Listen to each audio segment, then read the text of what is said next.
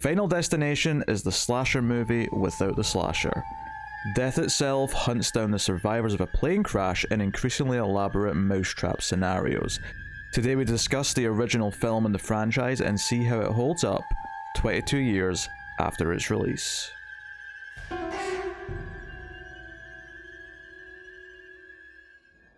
Welcome everyone to Screams After Midnight. I am Peter, and joining me as always is the Professor of the Profound and the Disturbing. It's Tim. Top of the morning to ya. Why are you saying an Irish phrase, Timmy? What's getting to you? I don't know. I'm just feeling that residual St. Patrick's Day love. Doesn't have anything to do with the fact that the Lionsgate were saying they want to reboot the Leprechaun franchise again the other day, was it? You never know.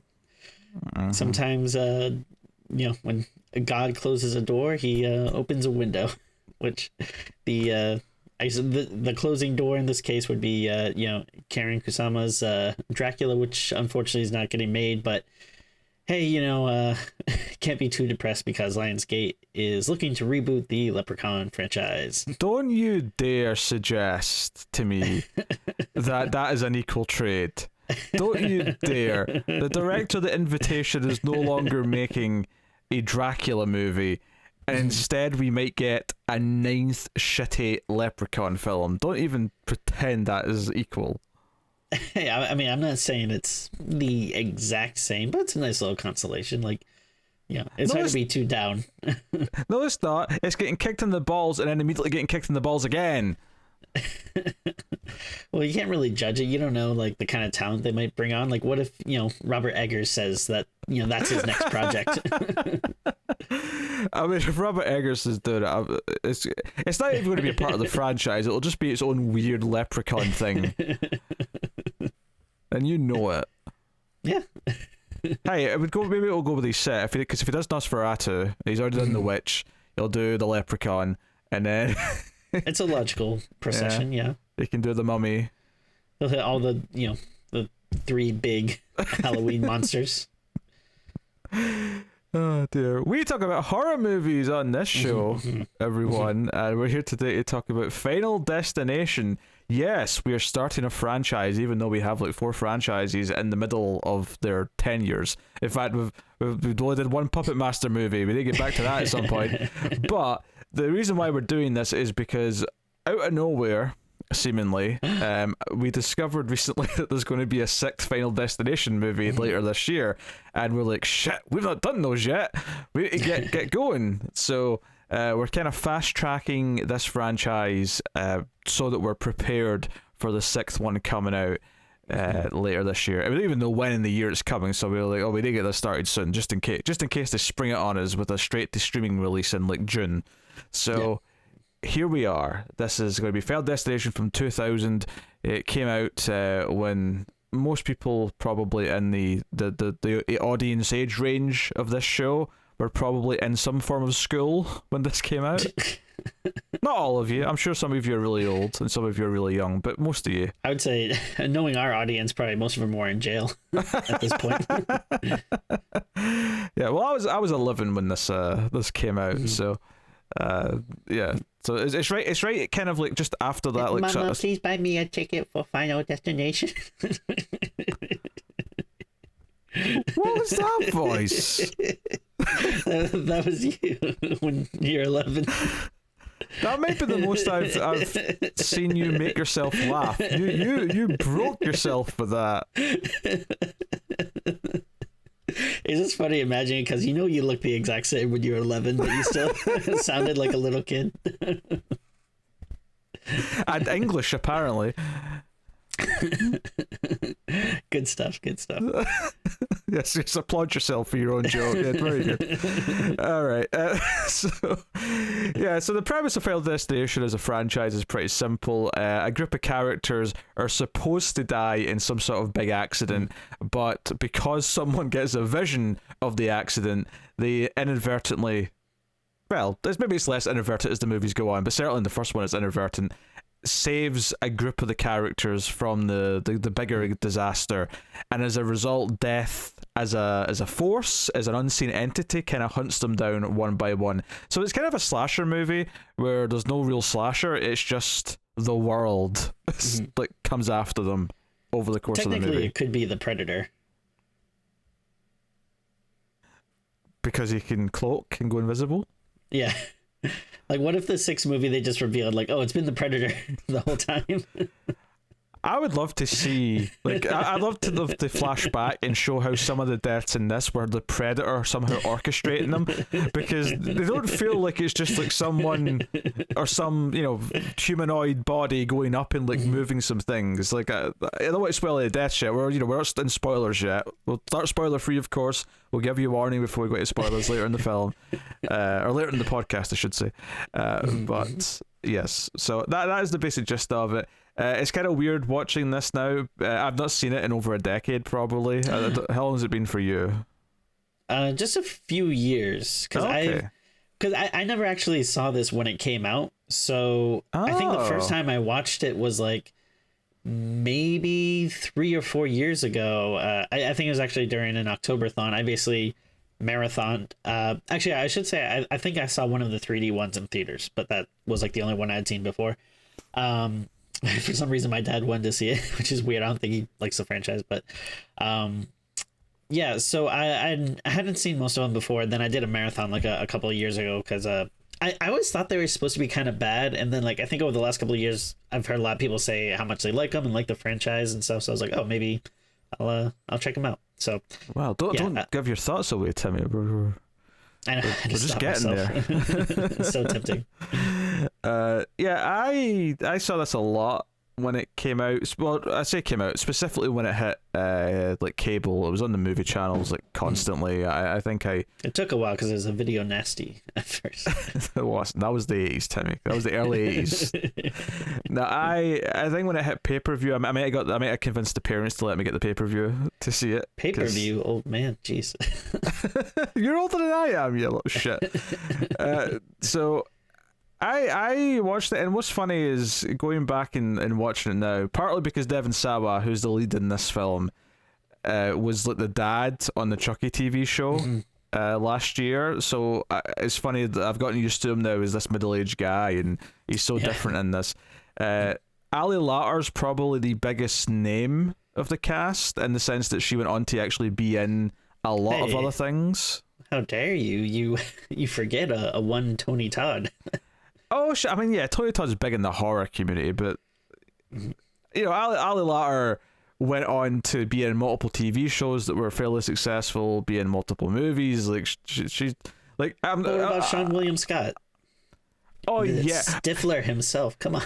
Yeah, which came out before this. He already peaked with fame before this came out.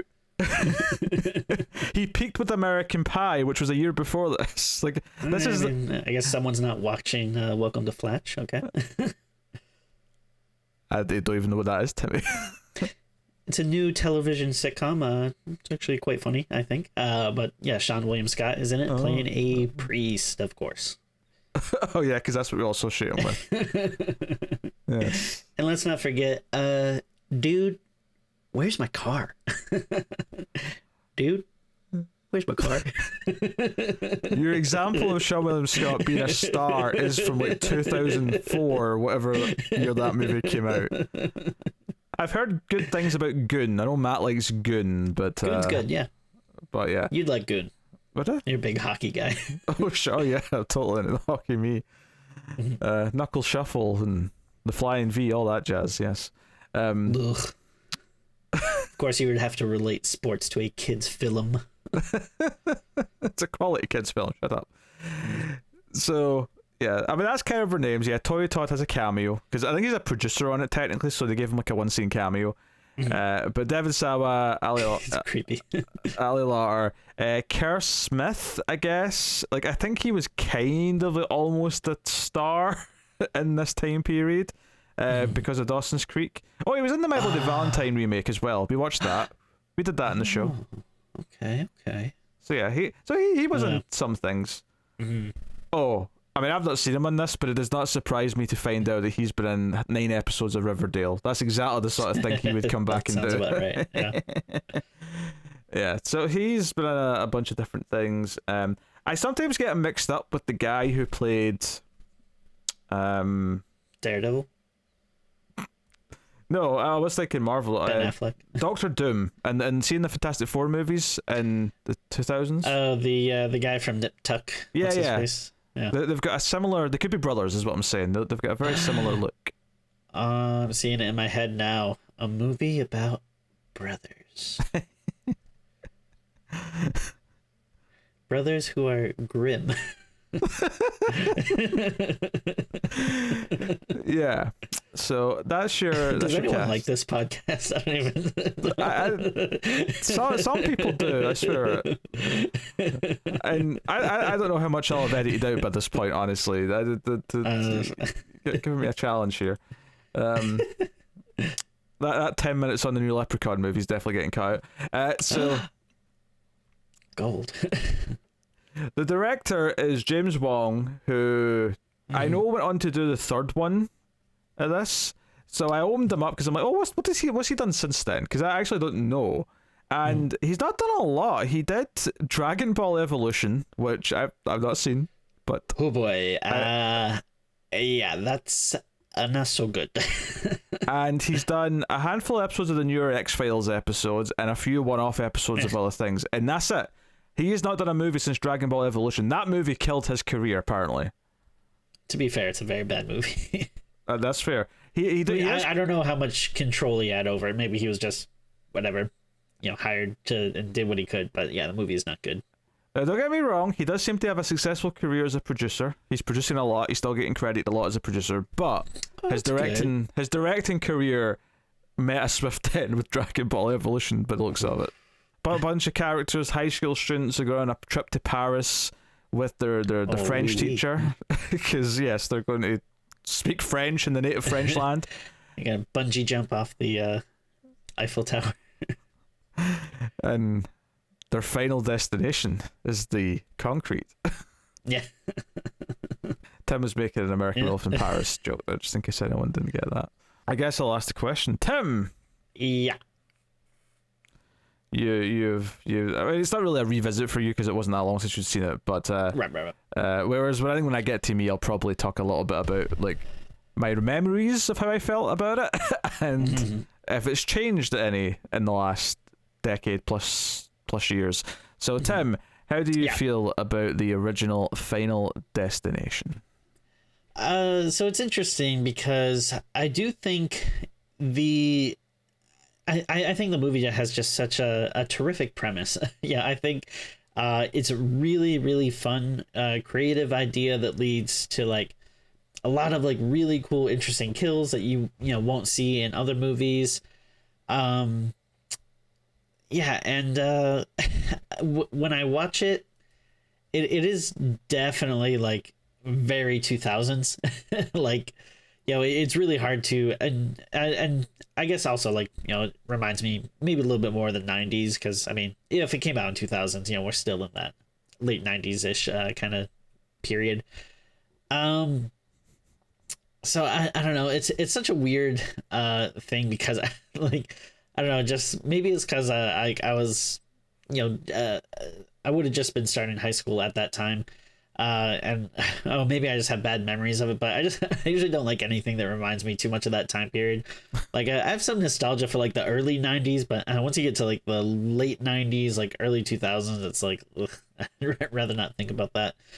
But I don't know, it's kind of strange because I think the movie's fun. I like it, but I also weirdly like don't feel super strong about it. Like, so I probably watched it maybe about 2 or 3 times now at this point. But I just kind of, I don't know. I don't really hate it. I don't really love it though, even though like I think it has like a really cool idea behind it. When I watch it, I mean, maybe it's just, I don't know if just the look and kind of filmmaking maybe leaves me a little bare, but I don't know. It's just like something I think is just fine. Yeah. I don't know. It's I'm a little ambivalent about it. I don't have like super strong feelings about it.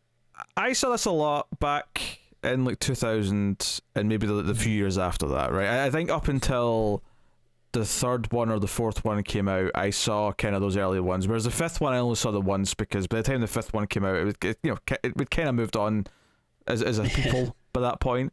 Sure. And it was kind of this later entry. But I think watching it again now, I always felt like the first one wasn't a great movie.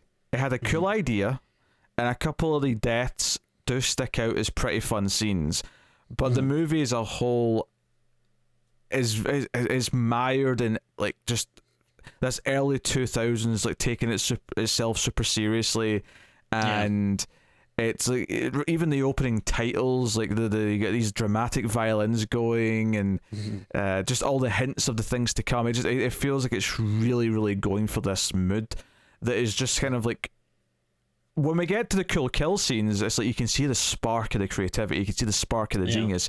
But when we're having characters debate things and talk about things, or dare I say, Devon Sawa's noticing the signs and he's looking around and seeing like these hints in the environment, those scenes come off as quite laughable to me a lot of the time.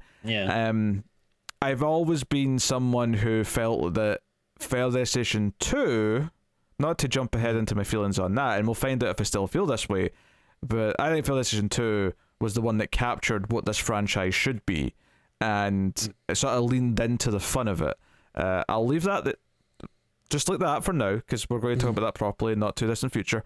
But that was always my feeling, and I think it kind of solidified for me when I saw 2 how I felt about 1, and how going back and watching 1 again kind of felt a bit of a chore at times, because I do think the movie does take itself far too seriously, and I think when it tries to take its mythology seriously, which is really quite silly when you stop and think about it, it gets mired in its own just mired in its own bullshit. I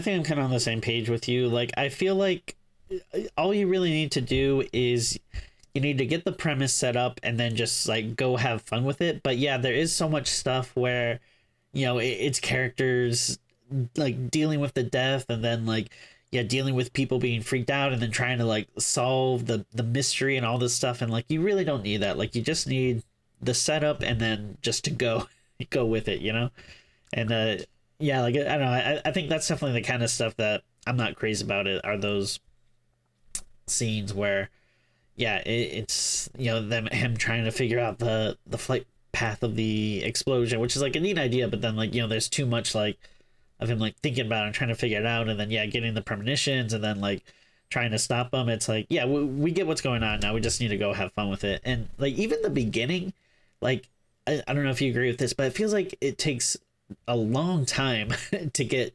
to the plane and what happens on there and everything. Like, I don't know, in my memory I thought it like happened like a lot quicker, but instead there's like a lot of setup, I feel like.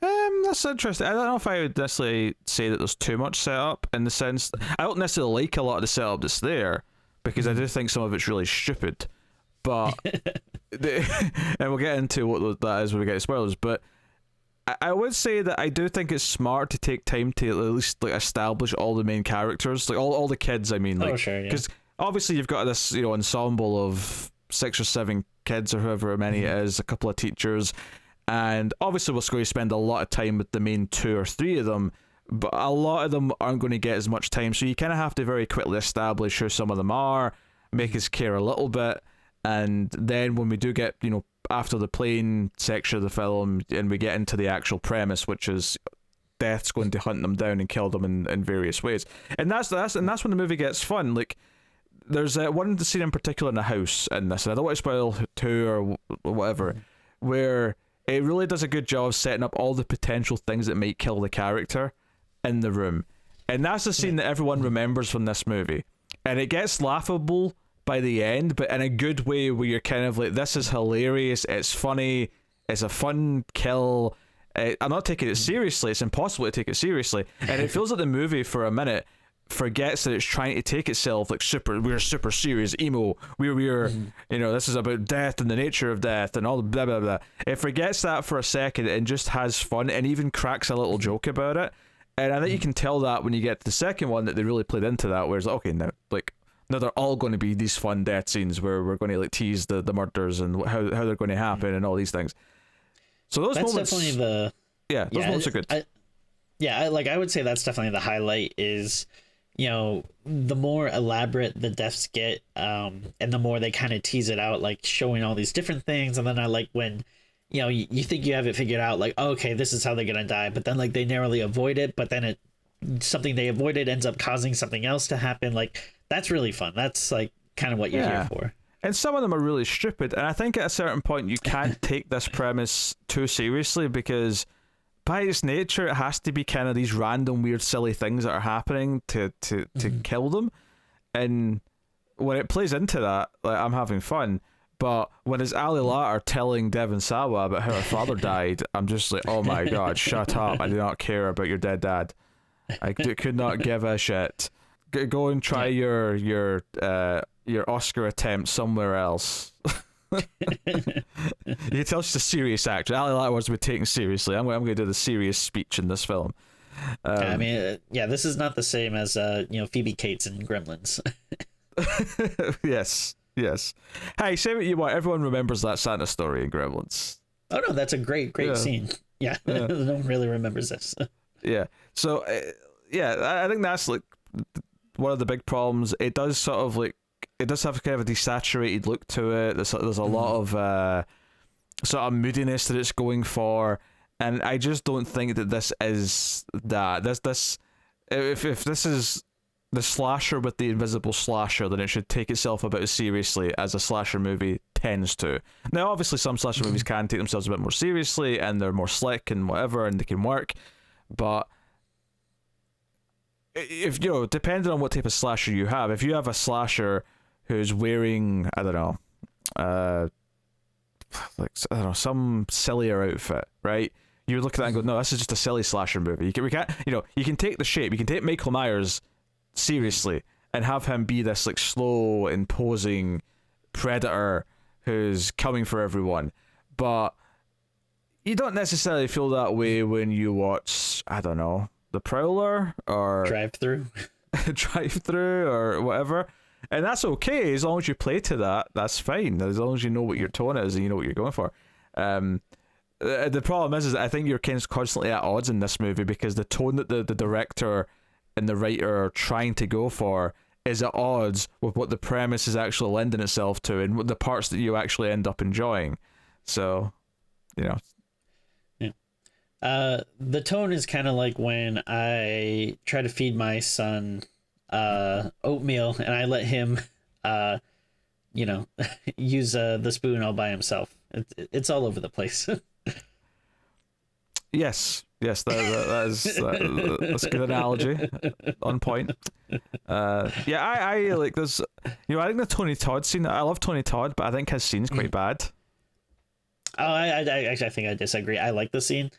I like a lot. It is very over the top and melodramatic, and honestly, it doesn't really make sense. But I don't know. I still kind of love it just because he brings. I don't know. I just think he's so good in it, and I don't know. It adds like a little kind of bit of like, I don't know, weirdness to it. I think one of the things is that a lot of the mythology and how it's like talked about and introduced, again, they're taking it so seriously, but it's actually really stupid when you stop and think about how quickly characters buy into anything, or the fact that they run into this Tony Todd mortician character who immediately sort of saying these really ominous things, and like, it's like, how does he know any of this? It's so weird. Like, you almost get a feeling that he's not a real character, that he's actually like a, I don't know, like a messenger of death who's there to like talk to them, or he's something.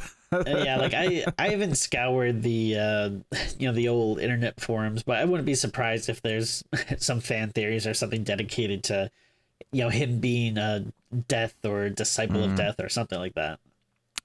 So it's very wrong, but I think he shows up in the other movies. I don't know if that's a spoiler, but I think he shows up in the second one for sure. I don't know if he shows up past that though. We'll see. I guess we will see. Yeah, it's all a bit weird. It's all a bit just over the top. Like, honestly, everything about this movie feels very, because it's a New Line Cinema film, and everything about it feels New Line Cinema. Yes. Tim thinks I'm being pretentious, apparently. No, I agree with you. I agree. Okay, yeah. You know, you can tell this is like them trying to do like the post-Scream movie, because New Line, of course, you know, had Freddy. They have by the end they had Jason, although they didn't really do that much with Jason. Although Jason X was actually a couple of years after this, funnily enough, but it was actually shot in '99 and shelved for a couple of years for whatever reason. Yeah, I feel like even though I don't know, like there really isn't like much similarities to Scream. You can kind of feel like, I don't know, just the DNA is like trying to be sprinkled in here, like just like the look of it. And yeah, it's not about the premise or even its tone.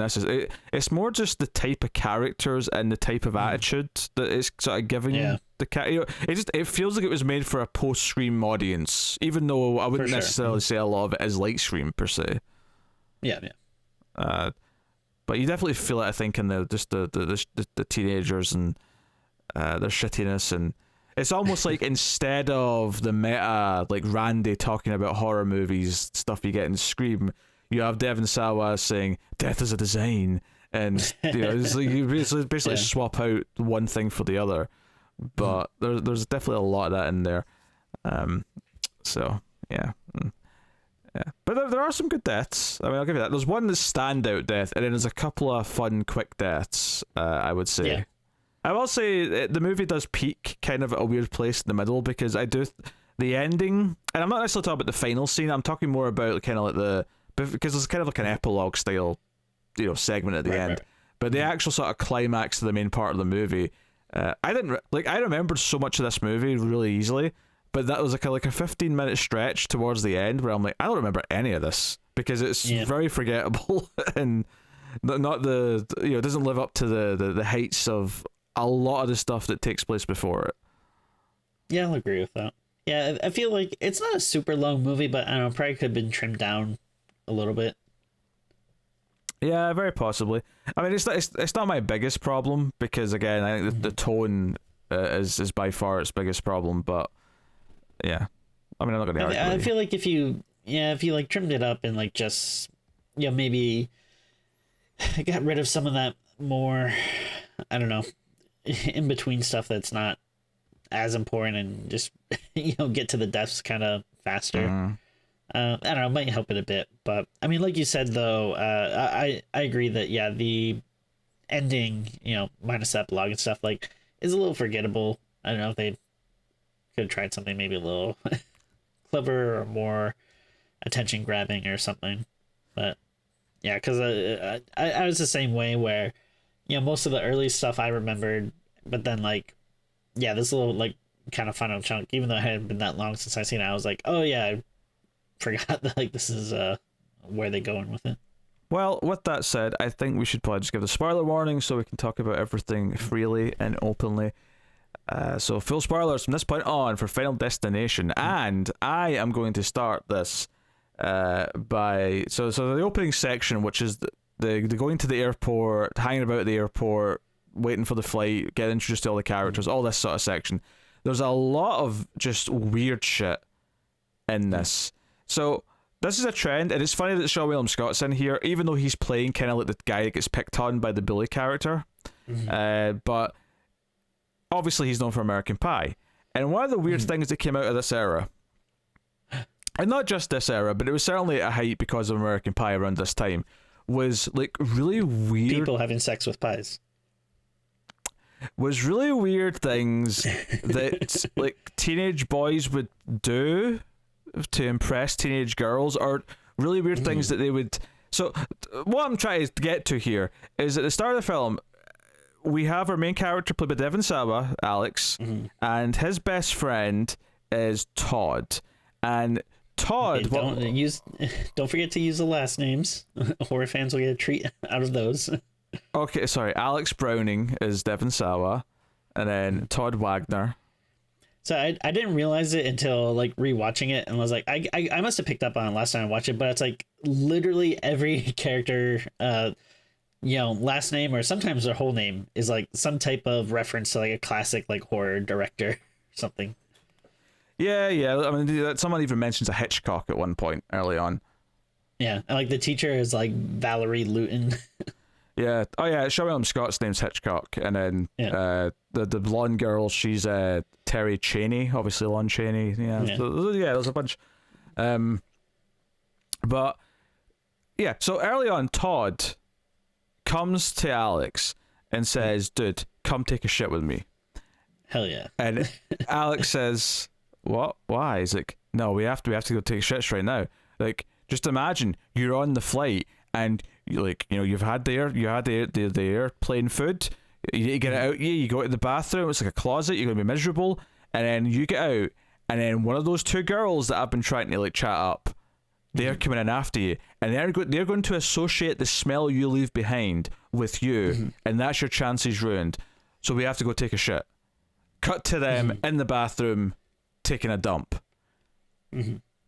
Separately. Yeah, they're in different cubicles, yes. Yeah, they're not in one cubicles. Jeez. They're not in like one stall, like cheek to cheek, trying to go at the same time, even though that would be kind of fun. Did you not think anything was strange about this guy's logic? That this was a concern that the girl he likes might go to the bathroom after him, and what she's going to be like, what? Oh, what a filthy man. He goes to the bathroom. I don't know. I think that's a real thing. No one wants to, have someone go into the bathroom after you if it's smelly. I think it's a little embarrassing. The chances of her being the one person on the plane who's going to go, it's not like there's like hundreds of people on this plane. Hey, it's the chances are low, sure, but you never know. It's better to be prepared. I can't believe you're defending this. This struck me as such a weird thing. Listen, I don't think it's necessarily a weird thing. I think the logic is sound. I don't think it needed to be in the movie. Like, that I think is weird. But I mean, I see where he's coming from though.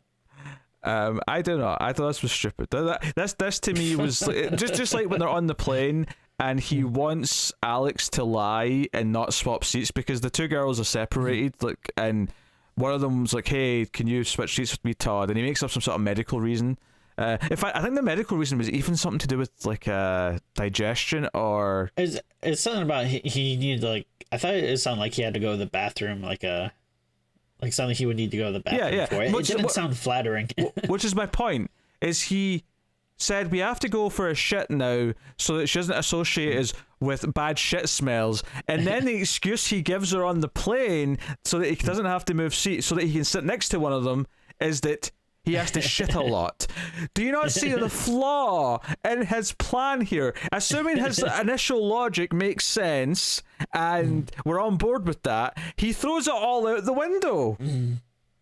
Yeah. I'm not saying he's a smart man at all, but oh dear. So yeah, so there's a couple of things like that. She's showing him Scott being picked on. We're interested to two teachers and so on and so on.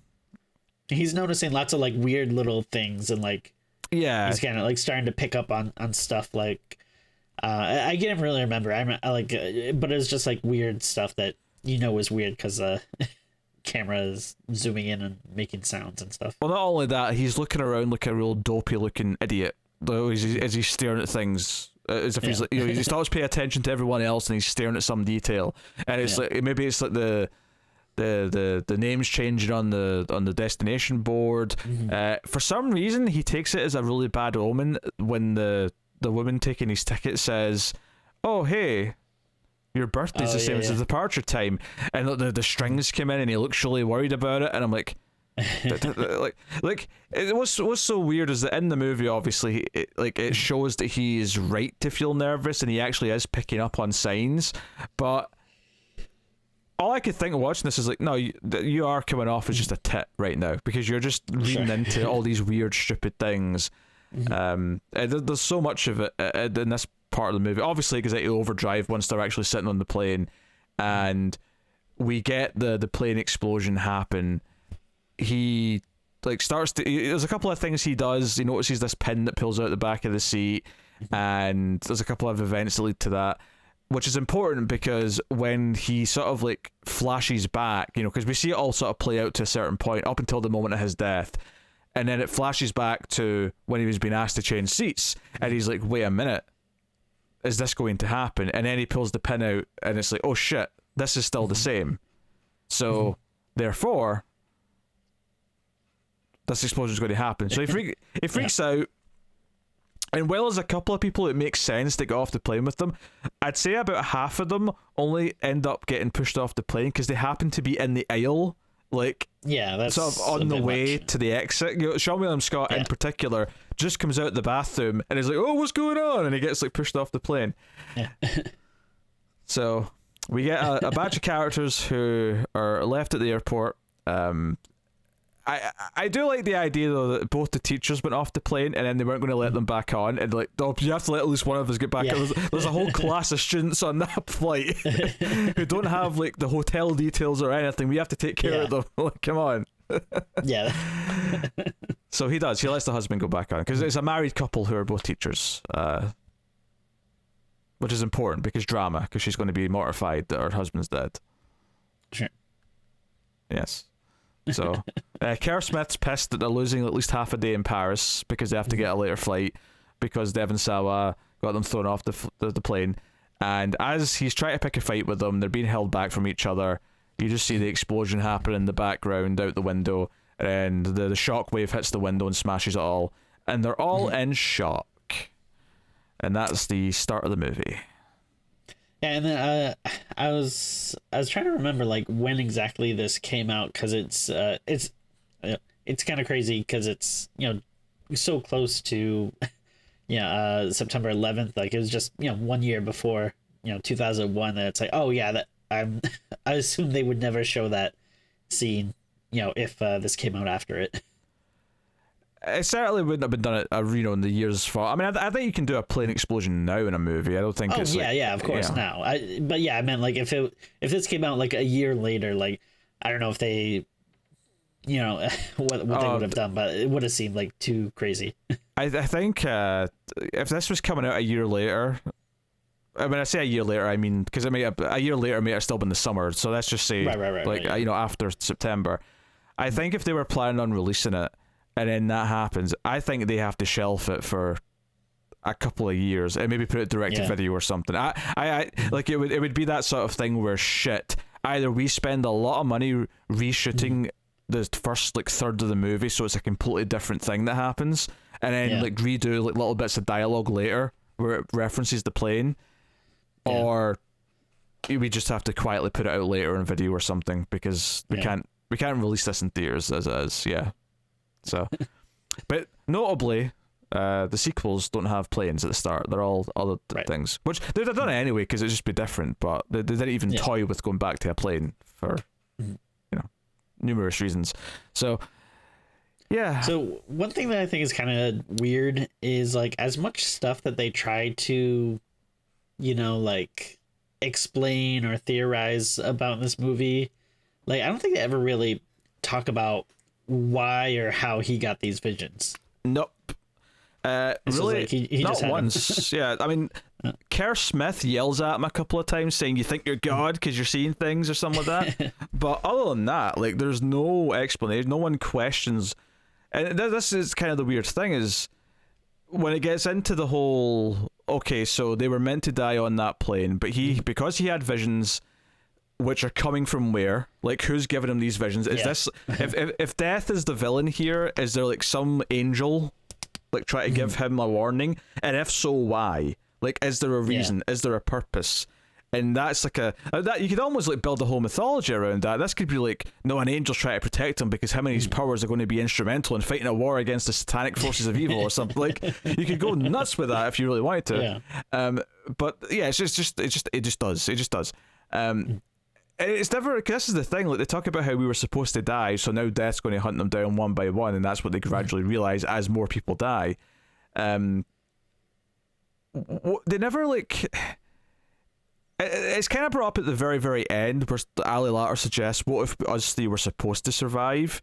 And because I was thinking that at one point in the movie, I was like, yeah, but how do you know you weren't supposed to get off the plane? Like, that's true. I mean, obviously the movie's saying no, they weren't supposed to because that's why Death's hunting them, and that's fair enough. But you don't know for sure, really. Like maybe only the one person wasn't supposed to get off, and like the rest of you would be fine. Like who knows? I think where the movie kind of falls down, if you want to have like a more serious spin on it, is that it really, if it's going to have if you're going to go try and make it a serious movie, and not just be this like silly excuse to have some great, really fun, inventive death sequences, is that it should probably like have something to say. And when you look at like other horror movies, you talk about It Follows, or you talk about anything else, like the horror element is an allegory for something, right? And I think you take this premise, and it's not that hard to kind of like mold it into an idea. Like this premise could very easily be talking about how once you like get to the end of your teens, you maybe have to start. And admittedly, this doesn't really happen until you're a bit older. But like you could talk about like this sudden fear of like instant death being like you dealing with mortality because you never really considered it until then, or something like that. And I don't think the movie really goes into anything. It doesn't really say anything or explore any of those ideas. See, it's kind of funny because I always thought of, death as representing capitalism in this movie, and, how hard it is. We try to escape the clutches of capitalism, and yet I keep being drawn back into its icy grip. I try to make an insightful point. I try to offer some analysis or some critical suggestions for the film, and my idea is smart too. I said buzzwords. I said things that make sense. Yeah, it feels like it could actually have some allegory to it, and I don't really think it does.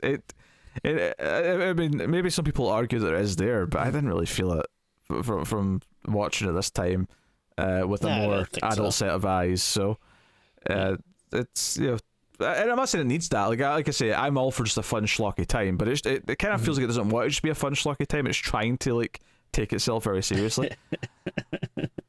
That should be like the first line on your on your online dating profile. I'm here for a schlocky fun time.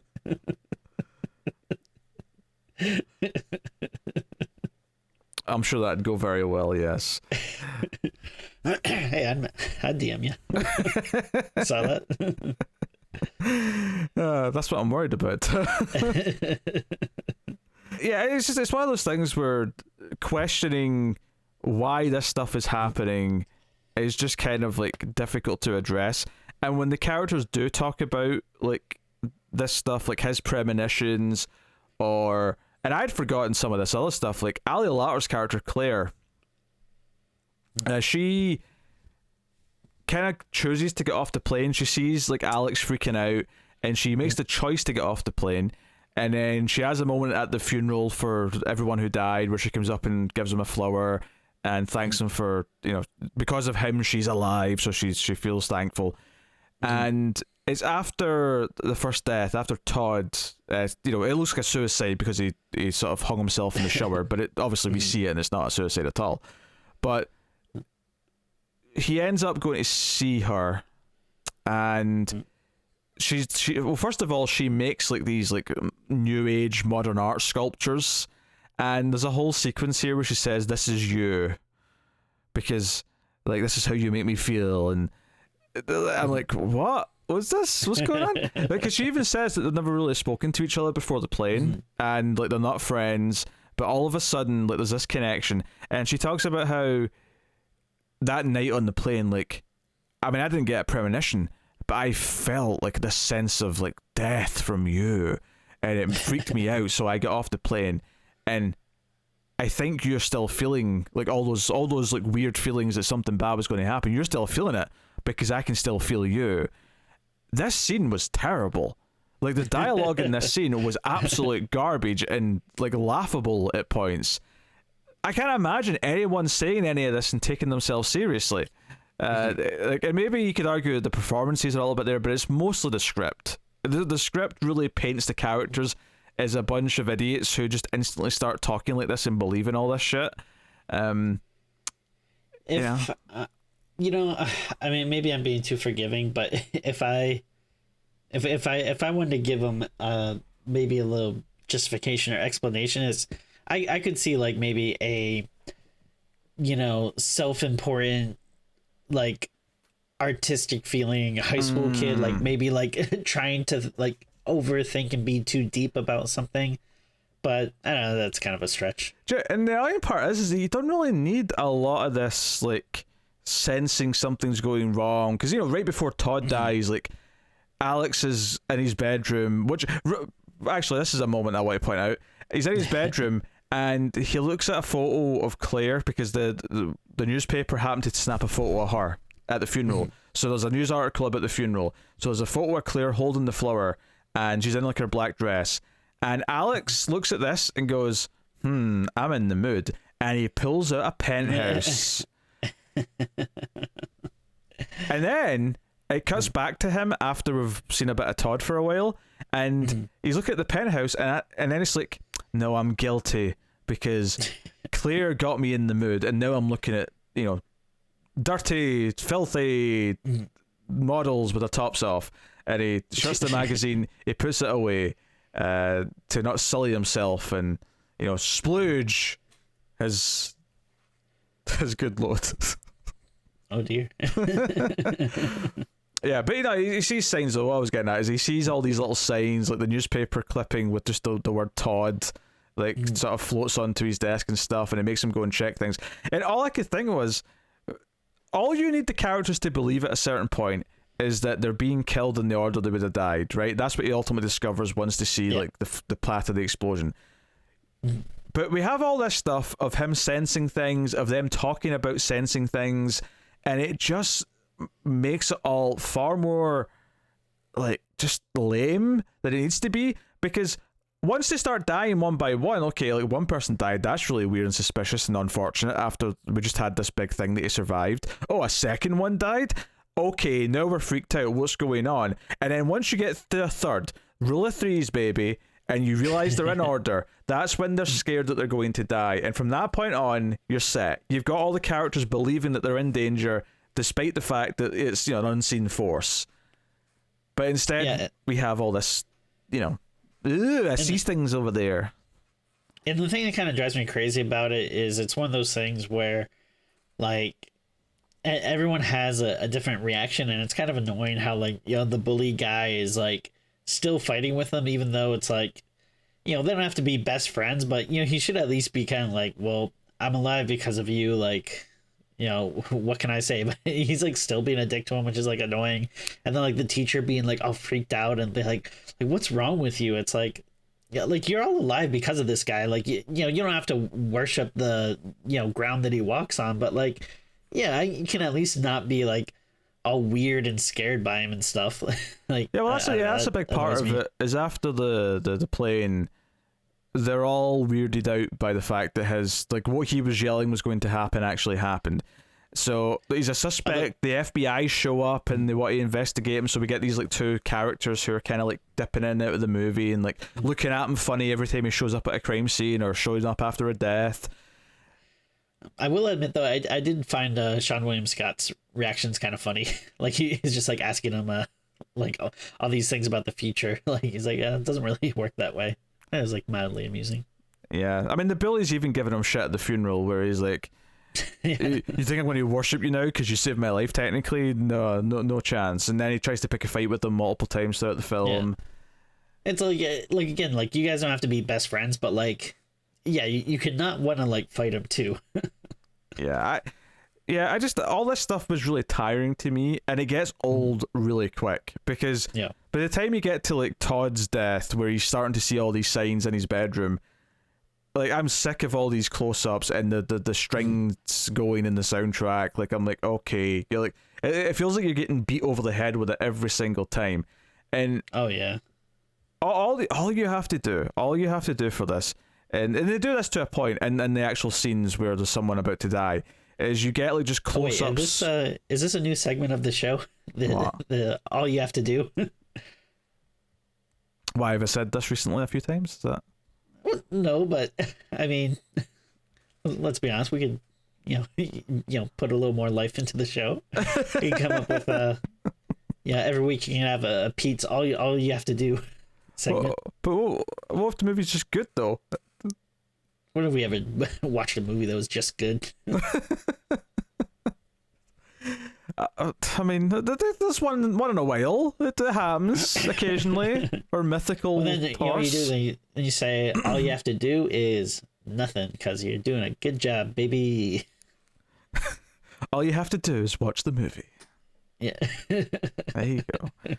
Yeah, I get really frustrated watching it because by this point in the film, I'm sick. Hulk out.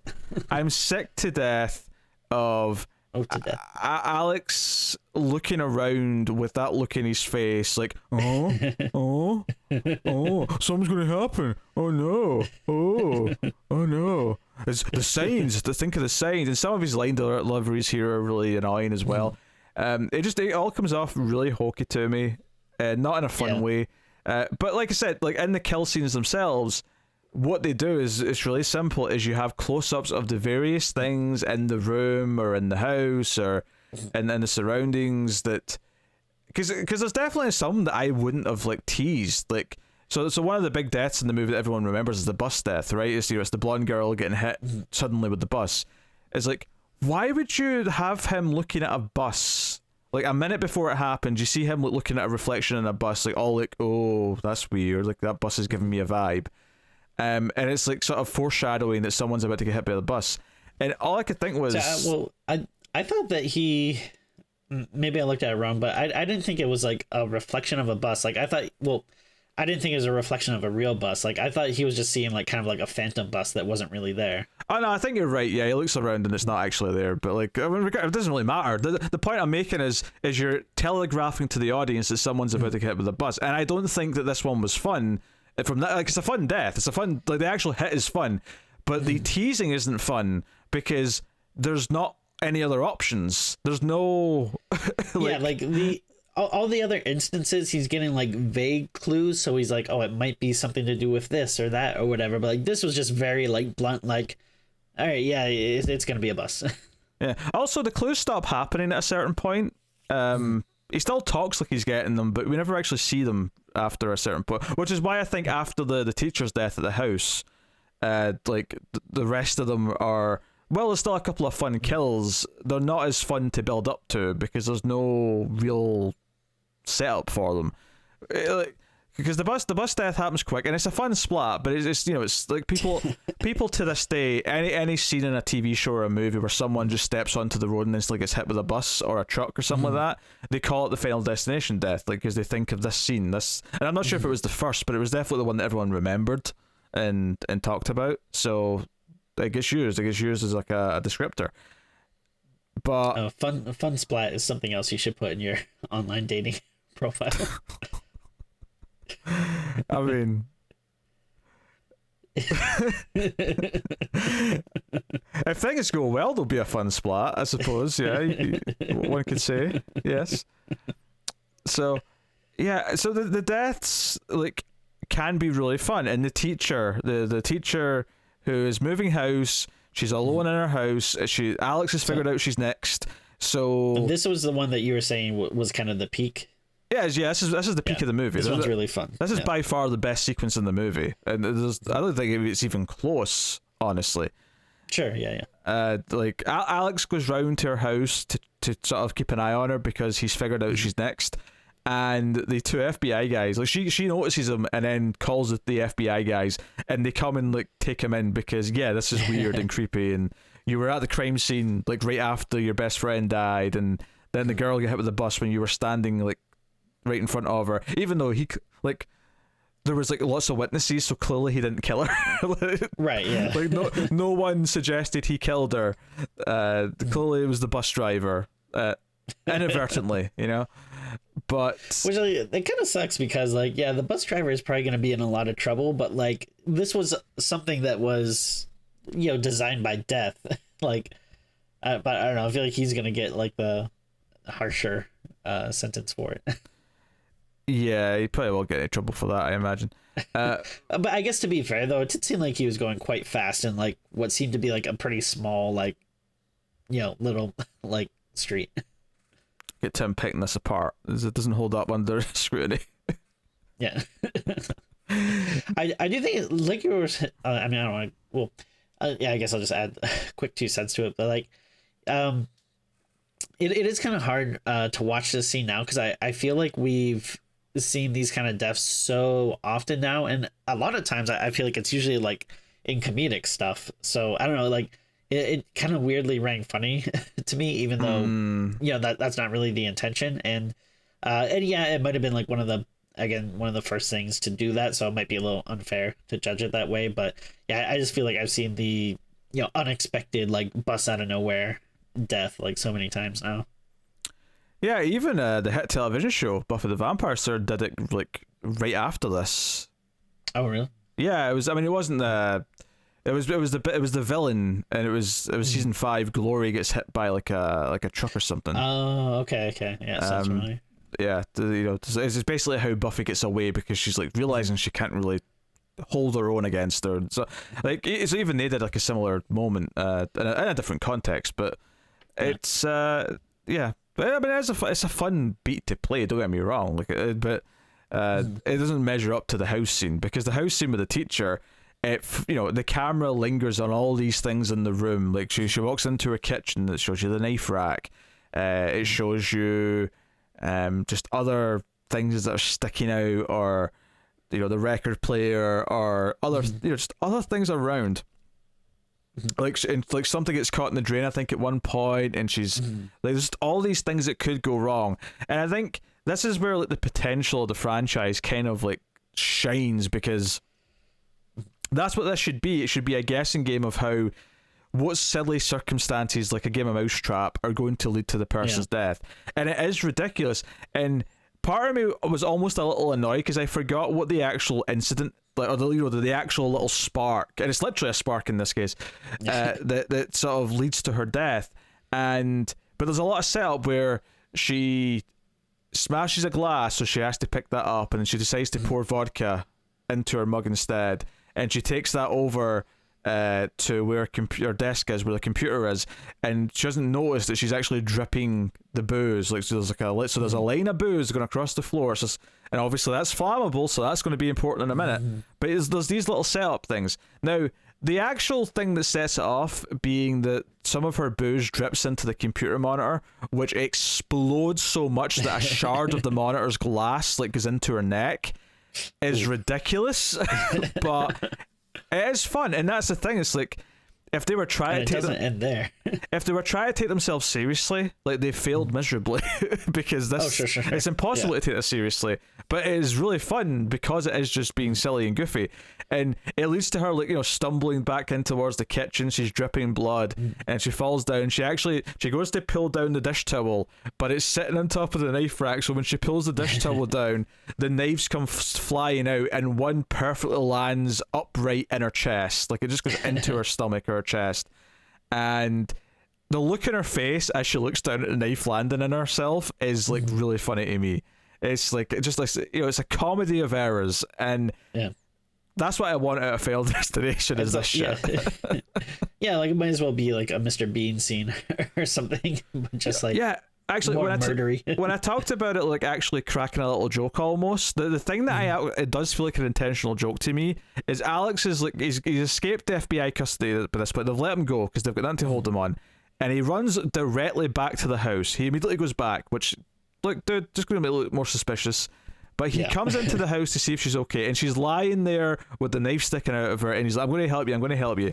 And obviously she dies anyway, but he picks up the knife and pulls it out of her body, and then he's sort of holding it, and then he looks at his hand and realizes he's holding what's going to look like the murder weapon, and he drops it. I actually thought that was really funny, and it seems kind of intentional. Well, then, I mean, I definitely thought it was funny as well, but I mean, I guess, like, it's set up for later why the FBI still wants him. How he's like a wanted man. Yeah, which by the way, I don't give a shit about the FBI wanting him. Like yeah, it's dumb. You know, I cannot be arsed with that element of the plot. It's just kind of tedious to get through because there's a lot of them questioning him, a lot of him just saying blatantly what he thinks is happening, and them thinking he's crazy, and him just. And he's, you know, the dialogue and the performance isn't like charismatic enough to like make us really like, but because there's a moment where it's actually during the section where he's being interrogated by the FBI dudes, and he gives this speech about death and about what's happening, and eventually they let him go. And there's a moment after they let him go where one FBI dude turns to the other, and he's like, you know, that kid gives me the creeps. He's like, well, we have to let him go. He's like, no, not that. Like, he gives me the creeps because for a moment there, I almost believed him. And I don't think the dialogue or the performance was like good enough to make me buy that this guy, this grown-ass man, was convinced of anything he just said. It was just far too, too hammy.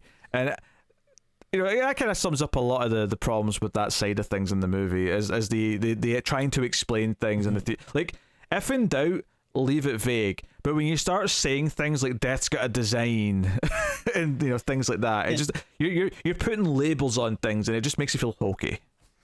You know what's kind of funny is I didn't really double check this or read up on it, but I do remember like listening to podcasts that I believe talk to the writer of this movie. And like these probably would have been like years ago or something. So you may want to double check this or, you know, whatever. But I believe the writer said that this actually started out as a spec script for an episode of The X-Files that, you know, obviously didn't happen. So then he, you know, turned it into a movie or whatever. But it's kind of funny, though, if that was the case, maybe these FBI agents were kind of left over from that original like script or pitch. See, Mulder saying that he believes this kid, like I can buy it because he believes everything, because that's who he is. But yeah, you can see Scully being like, oh, so this kid's like full of crap, and Mulder like, you know, being like, oh, I don't know, Scully, like, you know, the ancient Tibetan tribe used to believe that death had a design. You know? Yeah, you kind of see that. Because it's notable that these types of characters aren't really in the other ones. Like, there's no like FBI agents following the characters around in the sequels. This is purely the first movie that does this. It just bogs it down with an extra thing that you really don't need. Yeah, I could really do without it. And yeah, maybe people would say, wouldn't he be suspicious because he mentioned there was going to be an explosion and then there was one? It's like, yeah, there would be. But you know what? Just because it's more realistic to do that doesn't necessarily mean that it's actually better for the movie for entertainment's sake, necessarily. Yeah. So you got that. I do think it's kind of funny that he's like running out of the house and Hitchcock's there and he's like, hey, Alex, how's it going? And then like the house just explodes. Yeah, honestly, there's a lot of these characters running into each other, and I know it's not necessarily a huge town necessarily, but like that scene with the bus where the blonde girl gets killed, literally all of them who survived end up there, and the only people, well, technically two of them are in pairs. So the Billy guy, Kerr Smith's with the blonde girl because that's his girlfriend, and Ali Larter sitting with Devon Sawa having a coffee. So, which is them continuing their conversation about death and its design, because that's the other thing. They have their weird, shitty, like, scene in her house where she's talking about her sculpture and how he makes her feel, which is a really weird thing to say when they've not even, like... they're not even, like, maybe even asking each other for a date yet, and she's like, this sculpture is how you make me feel. Like, what a weird thing to say to someone. And so this prompts them, though, because he says something like something about, oh, it's weird, I'll never get to see him again or something like that, and she's like, well, let's go see him again then. Cut to them breaking into the mortician's office, like, yeah. Strange. Yeah, to see your best friend's dead body after he's seemingly committed suicide, and they come in. I'm gonna be pissed if you don't visit my corpse once I die. Yeah. Oh, sure, Tim, I'll go see it. Don't worry. Thank you. But it almost immediately, you're gonna like tour with it, like, I don't know. I'm sure some of the freaks that listen to the show would pay good money to come see you do a live episode with my corpse on stage. Almost immediately once they're in there, though, Tony Todd like shows up and just starts talking cryptically about death and about bodies and sleeping after you die. And of course, at the end, he says, "I'll see you soon." And he's, he's just there to like prod some of the mystical like death coming after you escaped death, you cheated the design, so like Joe, what's so weird to me actually, and maybe it's just because I've remembered it because I know the premise of Final Destination and I've seen the sequels and all that, but it is really weird to me that they never this all happened to them because they cheated death once. So once they are able to maybe cheat it again later when they realize who's next and they like get around the deaths, my question is, okay, first of all, when exactly does it count that you saved, like when someone's cheated death? Because Kerr Smith's character, the Billy, when they're together again and they meet up and the FBI are hunting Devon Sawa, they're in the car together and they're kind of at this point accepting that something's coming after them because now 3 people have died that survived. And he starts saying, you know what, screw death, screw design, if I'm going to die, I'll die in my terms right now. And he starts like, speeding down the street. He starts putting his hands up and like sort of tempting death. And he ends up parking on a railroad crossing. And the rest of them get out. The train's coming, and he's going to let himself be killed. But then, of course, he changes his mind. Last minute, he's like, you know what? No, it's not my time to die. But then the seat belt is stuck. And Devon Sawa has to come in and help pull him out. And he narrowly escapes being hit by the train. And it's like, okay, so sure, you technically just saved him, but what's to say that's the one that counts? Because when you look at like some of the other people who died already, there was lots of little things that almost killed them before the thing that actually killed them.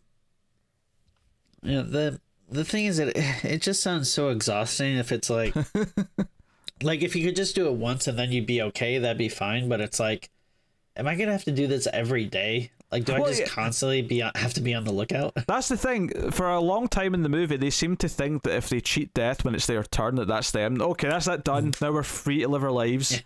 And I'm like, but why wouldn't you assume that once it goes through all of you again, that it won't just go back to the start and start working through whoever's left? Because you still were supposed to die in that plane. Right, yeah, they already cheated it once. So why they think they're safe at the end? Before the epilogue scene, like when they go to Paris finally at the end of the movie and they're like, oh, we survived, yay for us. Actually, one of the things that caught me off guard is at the start of the movie, after the plane, when it cuts to the funeral, it mentions it's been 38 days since the plane crash, and I'm pretty sure in the sequels there's not that much of a time difference before death starts coming after them. I'm pretty sure lot, yeah. it's within a couple of days they start getting hunted down by death. Death was busy. It was a busy month for death. There was a lot going on. Sure, yeah. Yeah. That's assuming death like only comes after people one at a time. I mean, he probably had a lot of, a backlog from Y2K. Aye. Because that was the thing that happened. Yeah. Hey, a lot of, systems crashed and caused a lot of deaths. Yeah, Seann Scott, we should mention, he gets killed right after Kerr Smith is saved. He's just yelling and the train's going by, and it just picks up, like the train just picks up a bit of like shrapnel that's on the track, and it whips round on a train and decapitates Seann Scott's character. Which I think it's pretty fun. It's a fun death, and obviously seeing his head fall to the ground is pretty cool. But it doesn't have any of that fun build up that the teacher's death does in the house. It doesn't have that. What's it going to be? It's just very sudden. And sudden deaths can be fun. I'm not against sudden deaths, but in Final Destination specifically, though, it feels like it's not playing to its strengths. Well, to me, what I like about it is I thought it was a little bit of a misdirect because, that thing is gonna like fly up and kill someone, but I kept thinking it was gonna be the bully character because I thought like like you were saying before with the teacher and stuff.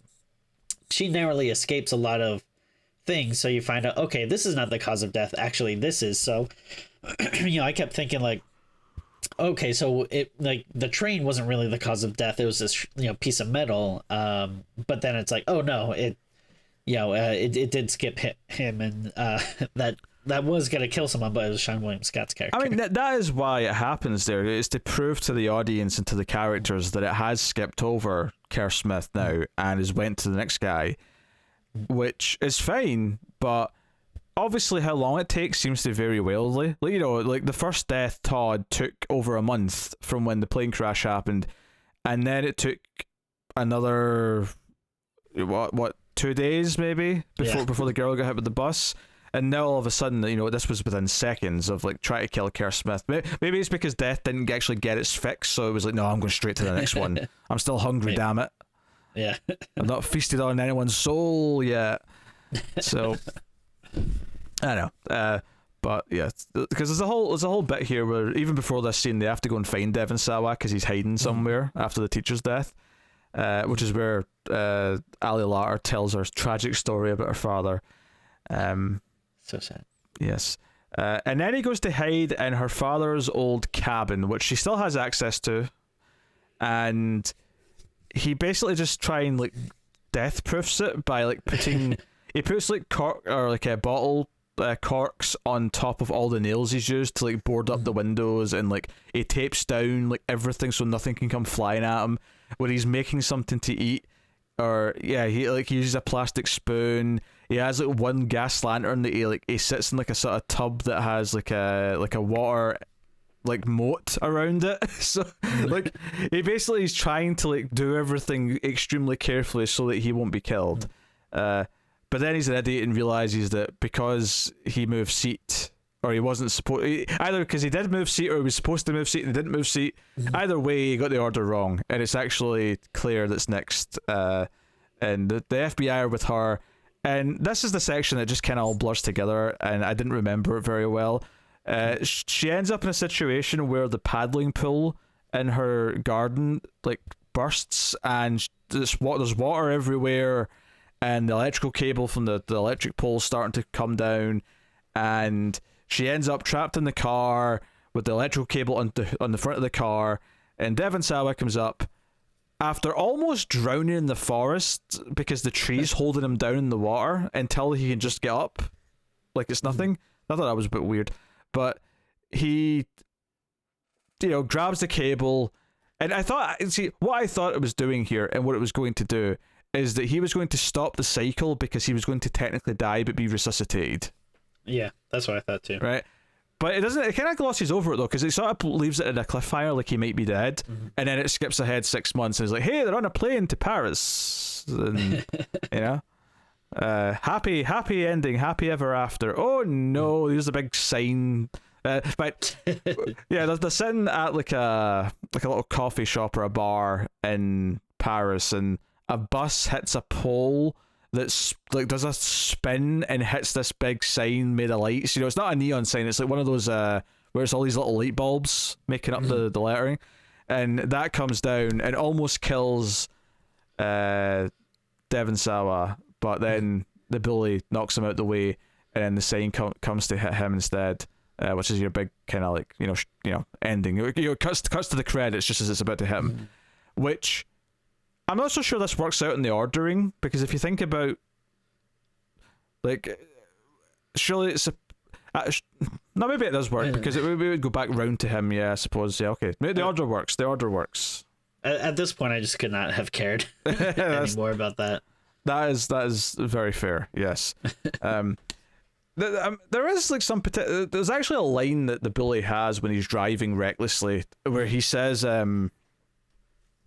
or it's right after that part where he says something to the effect of, I'm the safest person in the world right now because you're next. And that's something that the sequels go into a little bit more, is the idea that if you're not next in the list, you actually can't die. Like, no matter what, fate will intervene and like stop you from dying. So if let's say you jumped out the window, like a truck full of feathers would be magically going past, you know, the moment you do it.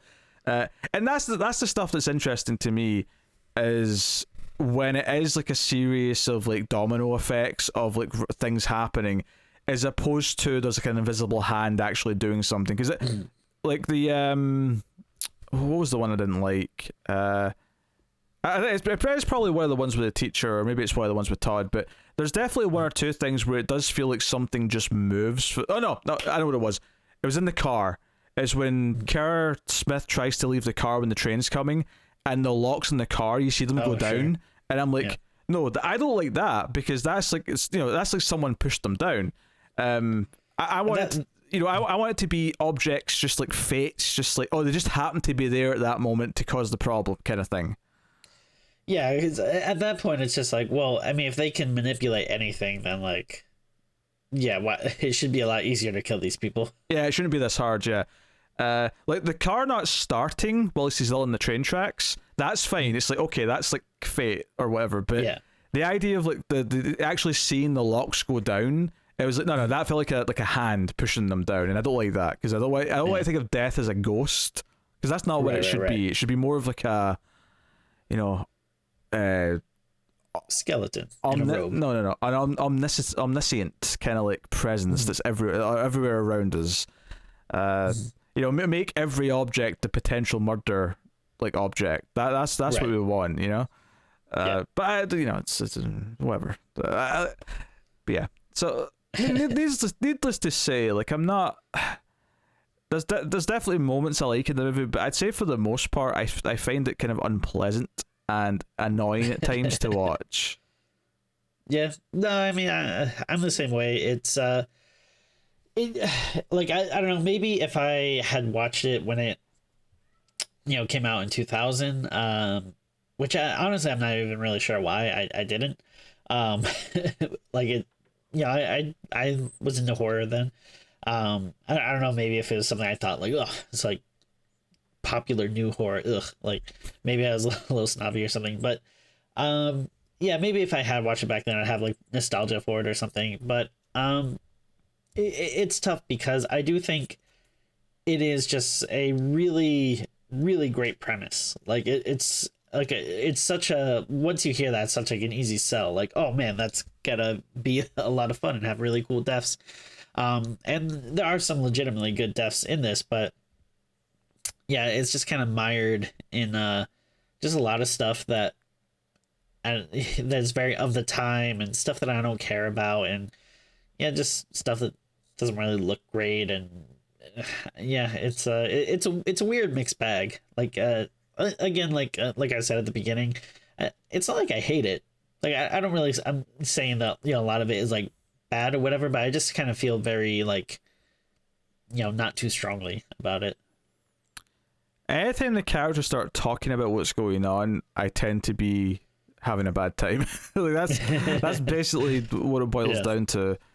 But it is a good premise, and there's a couple of scenes that kind of like hitting that premise, and I think that some of the sequels do it better. But this is not like a thing where the sequels are all great and the first one's not that. It is from what I recall, it's up and down. Some of the sequels do try and take themselves a bit seriously again. Some of them go for more of a fun vibe. So we'll discover which ones are better, which ones are good or worse, blah blah blah. But I like it had a good premise. There's a couple of cool scenes, a couple of memorable deaths, but ultimately a lot of it just feels really silly if you actually stop and really think about what the characters are saying to each other, and a lot of it does feel quite dated. It's very much like, it feels like the early 2000s. Like the opening title sequence feels very early 2000s, like Hollywood horror movie. And the soundtrack, like and I do mean Hollywood like early 2000s. Like obviously there was indie horror films coming out at that time that had unique vibes and looks and all that. But in terms of stuff coming from the big studios, and New Line, it's connected to Warner Brothers. It's it's one of the bigger studios.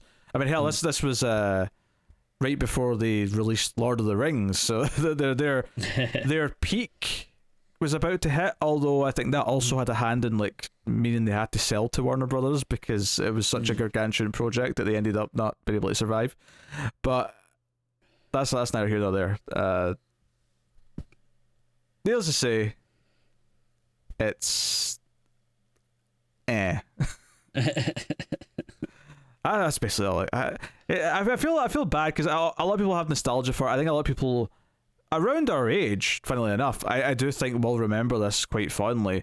I don't think this first one is that great, though. I think it's got a good premise, but it's actually the second one that I think actually nails what I want out of it a lot more.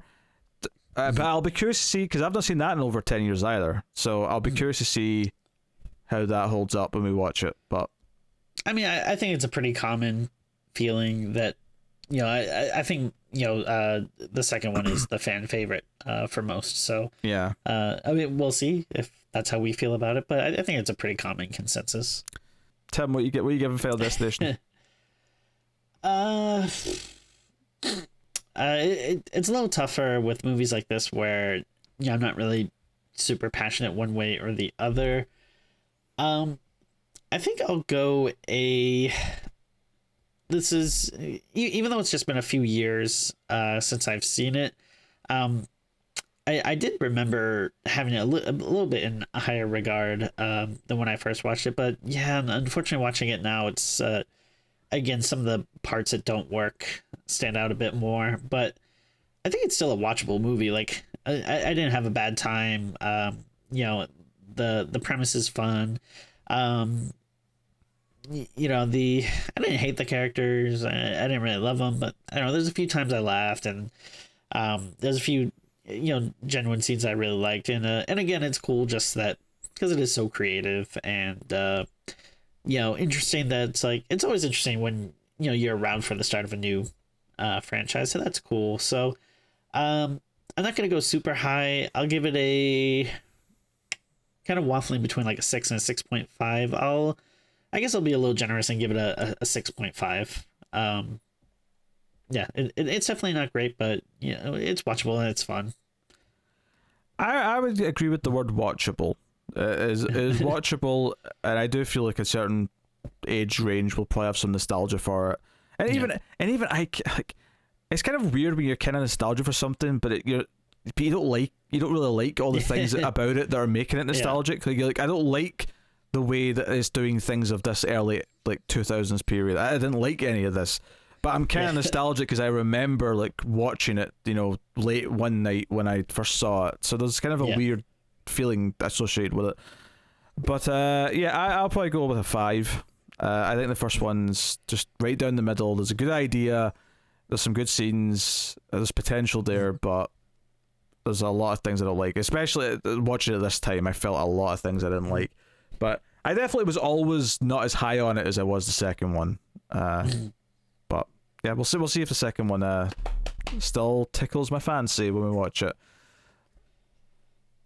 Not next time, but in a few episodes' time, you'll see we'll do the second one, and we'll see what we see.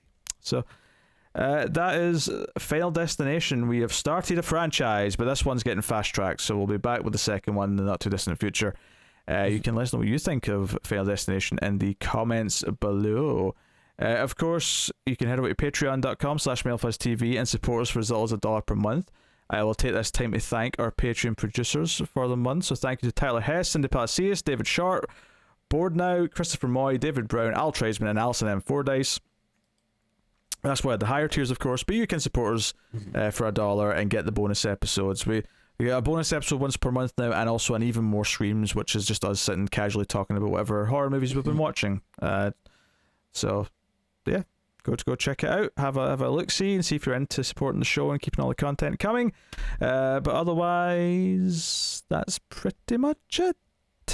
But yes, thank you once again for watching or listening. We always appreciate it. Keep watching scary movies, and we'll see you next time. We're out. And don't forget, if you may do a pose or what. Oh, aye, Tim, pose for the thumbnail. 3, 2, 1, pause. Alright, that'll do.